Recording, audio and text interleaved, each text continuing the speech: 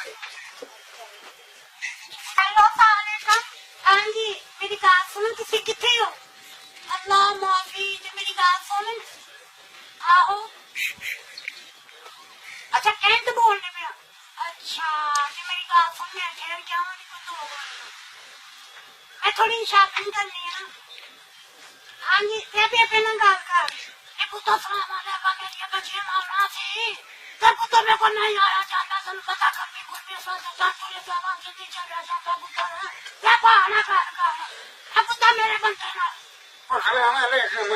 وبدك يجيكم وبدك تقولي كيف هذا نيشان يا سيدنا وبدك ما نيشان كم يكون نيشان يا سيدنا وبدك تأتي يا هني أجرا وكابان جنا تو كابان كم مدينة جالكم هذا كيان وبدي أنا मैं बिल्कुल ठीक है बाबू जी।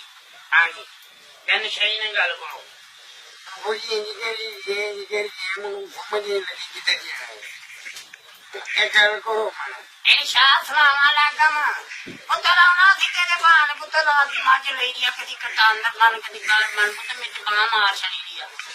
आहो ए पुत्र मेरी तो बांह मार छड़ी तू कदी कटान कदी बाहर बंद पुत्र मेरी बांह मार छड़ी। आना सी पुत्र आना घर दे काम नहीं पुत्र बंदे भी अगले दिन कोठे ते कड्डा चढ़ गया सी पुत्र उन्हें सारे ने लाया।